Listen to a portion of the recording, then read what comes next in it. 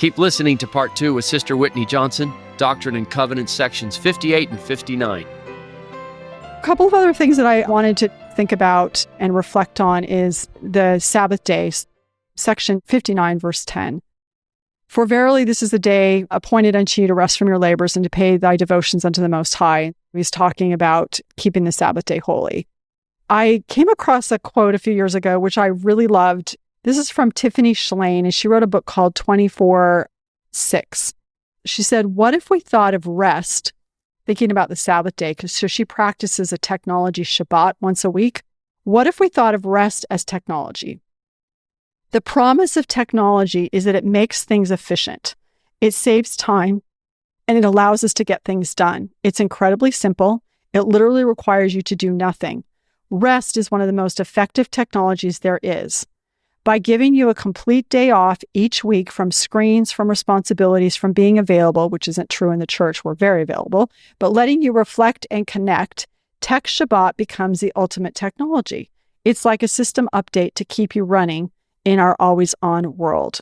The Sabbath day actually gives us stability. We partake of the sacrament every week. We go to the temple as frequently as possible. We read our scriptures. We pray every day. These are all things that give us rest. Think about the Sabbath day as a technology and think about it as a way to give us stability so that we can deal with the disruption and things that are happening around us. I want to talk about gratitude. So if you go to verse 15, it says, inasmuch as you do these things with thanksgiving, with cheerful hearts and countenances, not with much laughter, but the good kind of laughter from John, for this is sin, but with a glad heart and cheerful countenance. I wanted to come back to this idea of gratitude and a little bit back to the place where we started of the saints arriving in independence. I've thought a lot about the word and gratitude because I think for a lot of my life, I would hear, you get what you get and you don't throw a fit. And there's a verse in here where the Lord says, if you're not grateful, you're going to invoke my wrath. I was like, really? Does he really feel that way? But then I thought about this and I thought, okay, I had in 2012. So I talked earlier about my brother taking his life in 2012. My husband had a small cancer scare. I had a really challenging year professionally.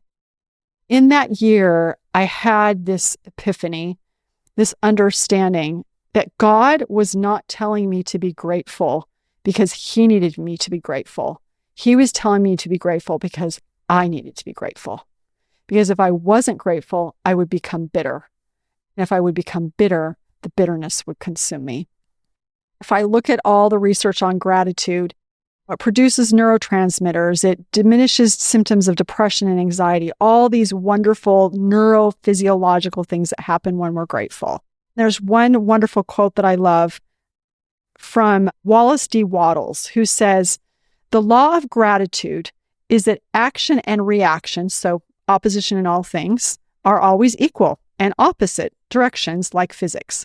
If your gratitude is strong and constant, the reaction is strong and continuous. The movement of the things you want will always be toward you.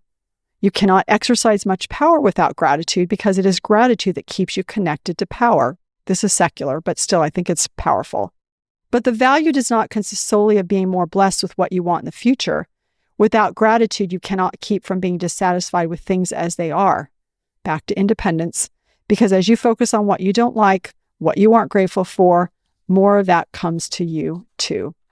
That's really beautiful and powerful of the importance of gratitude. And back to our fellow saints in Independence, Missouri, of this was really hard. The Lord was just saying, focus on what's good. It's going to be better. Gratitude for us oftentimes becomes a lifeline. Those were my thoughts on these two sections. Yeah. And they can come together, can't they? Sabbath day and gratitude. Mm-hmm. You can almost say to yourself, I am going to take the Sabbath day to focus on my gratitude. And I can imagine the blessings the Lord would say, yes, right? You've got it. I'm still looking at verse 15. Thanksgiving, cheerful hearts, countenances, not much laughter. I think we talked before about there's lightheartedness and there's light-mindedness, and they're not the same thing. Glad heart, cheerful countenance. In all of your comings and goings, Hank and Whitney, I'll bet we could all say some of the happiest people that we've met were spiritual people. Mm. Oh, yes. We could also say, and their lives were not easy. It's always an amazing lesson to me to meet somebody, to have the cheerfulness that they choose to have, not seem to be connected to their life circumstances. What's the quote from President Nelson about the joy that we feel has nothing to do? It's less to do with the circumstances of our lives and everything to do with the focus of our lives. Mm-hmm. Gratitude is a cure-all almost. There are so many. We talked about this, Hank. Gratitude is kind of a twin sister of humility. If you're grateful, you know, I didn't earn this. I was just blessed with this. That's gratitude. You're humbled by your blessings. And I think they go together. What a nice verse there. And then the Lord tells us what to be grateful for too. When you read 16 through 19, I just get this feeling, wow, the Lord's so generous. We talked about raspberries earlier, and I know they are in here somewhere.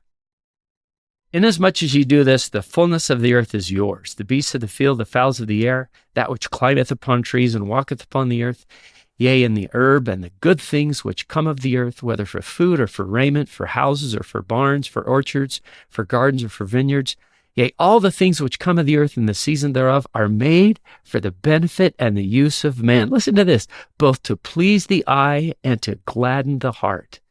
Yea, for food and for raiment, for taste, oh, raspberries, thank you, and for smell, to strengthen the body and to enliven the soul. And it pleaseth God that he hath given all these things unto man.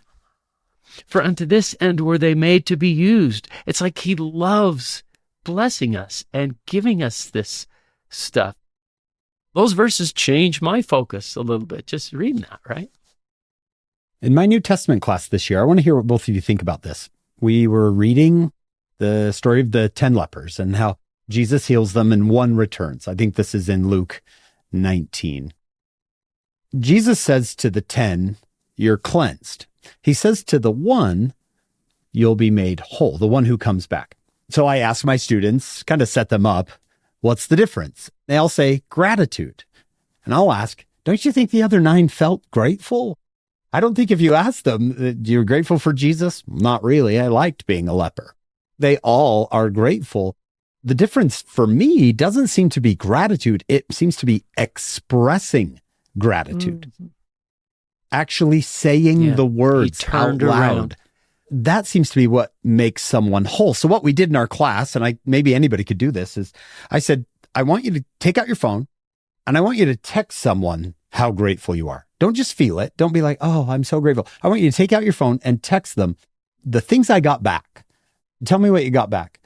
Oh, my mom said she was having a really hard day and that just uplifted her. Oh, my mission companion said, I can't believe you texted me today. I was just really struggling, and they ended up going to lunch.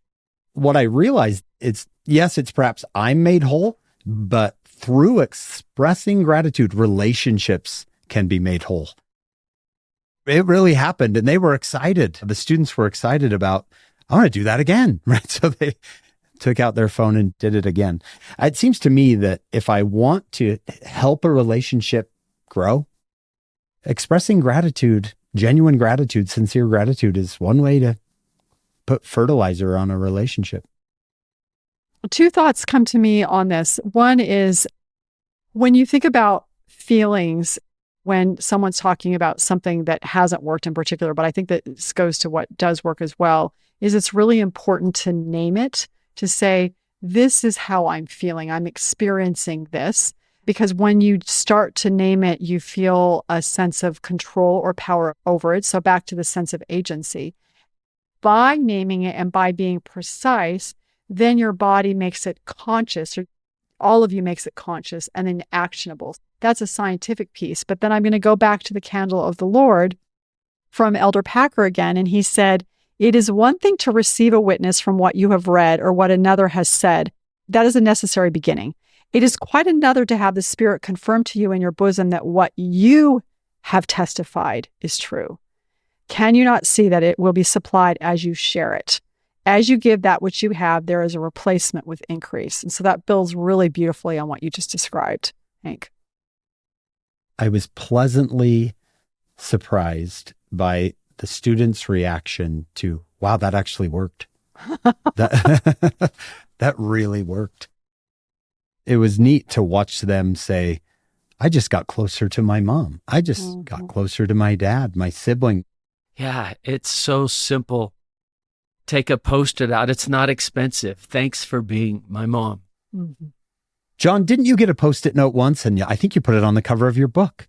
I did. My wife, somebody called and, hey, will you come down to this place and speak? And I had one of those Southwest Airlines flight that leaves at like 6. And so I had to get up at 4:30. There was a note on the shower door that my wife left saying, I just want you to know how much I appreciate the heroic lengths you go to provide for us. And I laughed. I thought, she thinks I'm getting paid. And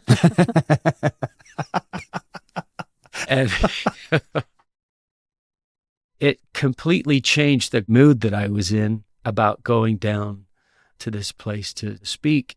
I actually kept the note, and that's why you've seen it, Hank. I scanned it because it was like, oh, here's a spiral pad, rip it off there, jot it down really quick. It wasn't expensive. It wasn't time consuming, but it changed my whole day. Now here we are talking about it 20 years later. But in fact, it reminds me, Hank and Whitney, of there was a sister, Barbara Barrington Jones. Before she was a member of the church, she used to do a continuing education camp called Be the Best You. That's what it was. She used to train young women who were going to be in pageants. I thought this was so fascinating. Before she was a member of the church, some of these young women would come and spend weeks with her, a month. She would have them write 5 thank you notes a day. How does that help you compete? Barbara's opinion was it changes the way you look when you're gracious. It changes your personality and eventually changes your countenance if you're a gracious person. She had them write 5 thank you notes a day. Is that fascinating? Fascinating. Love and there it is right there. Much thanksgiving, cheerful hearts and countenances. Whitney, I like what you said. The Lord said, I don't need gratitude. You need gratitude. Whitney, before we started recording, you asked me to briefly share this story of Polly Knight.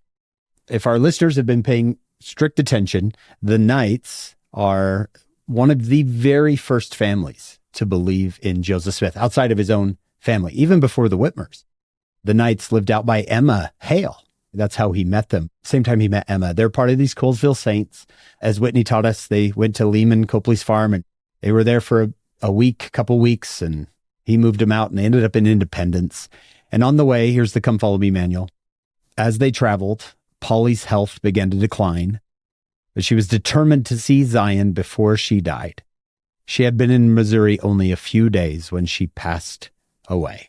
Doctrine and Covenants 59 was received on the day of her passing, and it may refer specifically to her. First person to be buried in Zion as we know it. Mm-hmm. I'm just going to read from Saints. This is starting on page 132 for those of us who have an ancient device called books that have page numbers at the bottom, okay?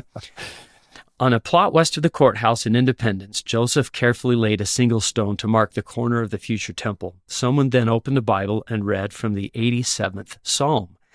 The Lord loveth the gates of Zion more than all the dwellings of Jacob. Glorious things are spoken of thee, O city of God. A few days later, Polly died, praising the Lord for supporting her in her suffering. The prophet preached the funeral sermon, and her husband buried her body in a patch of woods not far from the temple site. She was the first saint laid to rest in Zion, as you said, Hank. The same day, Joseph received another revelation. Here's section 59, verse 1 and 2. Blessed, saith the Lord, are they who have come up unto this land, with an eye single to my glory, according to my commandments. For those that live shall inherit the earth, and those that die shall rest from all their labors. Wow. That's perfect. I think the reason I wanted to end on this is just, I mentioned earlier about my mother who's close to the end of her life and how Elder Uchtdorf in that video on the Gospel Library talks about doubt not, fear not. She was single-minded. She knew exactly what she wanted. She wanted to die in Zion. We're all going to die. What if we could be more single-minded about dying in Zion, even though we don't know when we're going to die?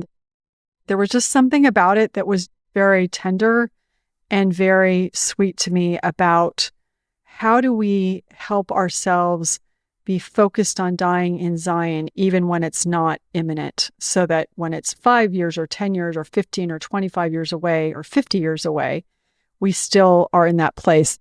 I was listening to Elder Gerard quote Joseph F. Smith, who said, "The greatest achievement we can make in this world is to familiarize ourselves with divine truth so thoroughly," back to the young men's motto, "so perfectly that the example or conduct of no creature living in the world can ever turn them away from the knowledge that they have obtained, their knowledge that they're children of God and that God has a work for us to do." It just was beautiful and powerful to me. You spend a lot of time in the secular world. Have you seen that play out? Is that single-mindedness for people? What would you say? How important is that? It's very important. I mean, I think it's one of the reasons we talk so much about focus. I think it's one of the challenges of social media is that people are very distractible. We can't stay focused. I mean, I think it's probably one of the reasons that conference talks are shorter because people can't pay attention for a very long time. Talking about that anxiety piece, when you get sort of agitated, you're not focusing on one thing. And I think life can agitate us. The ability to discipline ourselves enough to be single-minded about God, about Jesus Christ, about our purpose here on earth, it's tremendously difficult. Knowing that you're going to die, I think, focuses people. The challenge is that to be focused even when we don't know that we're going to die. Right, when there's not a pressing. There's not a due date. There's not an expiration date. Yeah. And it might come back to, you can learn to focus using that Sabbath day. It can be a time to practice focus. For sure. Whitney, we know we have to let you go soon. So before that happens, we'd like to ask you a few questions. One is, for our listeners out there who are discouraged, we talked about this earlier. We have listeners who are all over the world. We even have listeners, John, in prison systems. Our podcast is one of those that's allowed in some prisons. When someone is down, Whitney, maybe not with a specific trial, they're just down. For those of you out there who are not familiar with Whitney, she is a go-getter. When you talk to her, you all of a sudden feel your heart rate rising, like, we can do this. So, Whitney, what do you say to others when they're down, or even what do you say to yourself when you get a little discouraged? When I get discouraged, will try to remind myself. Because when I really get discouraged, it's because I've somehow gotten a film or something that's blocking me feeling like God loves me. I will do some things. And sometimes, I'll try to read my scriptures and go to church. Sometimes that's not always enough. But I think two things that I have found really helps me move the discouragement out is one, to go to the temple. But the other thing that has always made a huge, huge, huge difference for me are priesthood blessings. When I can receive a priesthood blessing, and I actually feel sad for a lot of the men in our church because I feel like you don't ask for blessings enough. It's in that moment when I ask for a blessing, and it's usually almost always from my husband, that I feel like, okay, God loves me. God knows who I am. I can do this. I'll be okay. It's going to be okay. I would encourage anybody who's listening to this, you don't have to be a member of our faith. So if you're not a member of our faith and you're listening and you want a priesthood blessing, I would do that because it's an opportunity for you to feel in a really intimate, beautiful way the power of the priesthood and the power of how God feels about you. That's probably my go-to when I'm feeling the most discouraged. That's beautiful. We don't talk about that enough, do we, John? And I think she's absolutely right. As someone who gives priesthood blessings, I don't ask for many. Yeah. I think too, talking about expectations, The prophet Isaiah blessed all of us when he described Jesus as a man of sorrows who was acquainted with grief.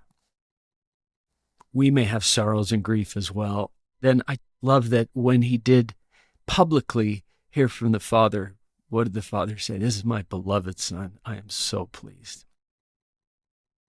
And then go back to being a man of sorrows, acquainted with grief, maybe. If we think every day is going to be great, well, we'll be disrupted. You just reminded me of something that I'd like to share because I think it might be helpful to someone. I remember when I was released from the calling in the Stake Relief Society, the calling that I didn't want, I really did try to serve well. I remember when I was released, our stake president made an effort to reach out to me and have a conversation with me. It was very spirit-filled where he said, God is pleased with what you did. He's happy with your work and your sacrifice. I want to make a plea for everybody who's listening to this, who is releasing people from callings, to use that as an opportunity to really ask the Spirit and God, what does this person need to hear from you through me to know that their sacrifice is accepted? That's beautiful. You can offer someone so much. Something that will maybe push them towards their next S curve, Mm-hmm. where they think, I like my calling. I'm good where I am. Mm-hmm. Whitney, one last question. Where I live and in my career, I'm surrounded by believing Latter-day Saints. I work at BYU with what I think are the best young adults in the world. You, on the other hand, you work with a lot of incredible people who are not Latter-day Saints. And as John told us in your bio, some of the most influential thought leaders in the world. Our listeners would be interested in, wow, with all that experience you're having, and then also as a church member, a wife, and a mother, why do you believe? One of the things that's been really beautiful, I'll talk about why I believe in just a second, but that's been really beautiful is especially since President Nelson asked us to call the church by its actual name, the Church of Jesus Christ of Latter-day Saints. Because I've been willing to do that, then I more self-identify as a Christian as opposed to before it was like, I'm a Mormon. I found that as a consequence of that, I have been able to find more people who are people of faith.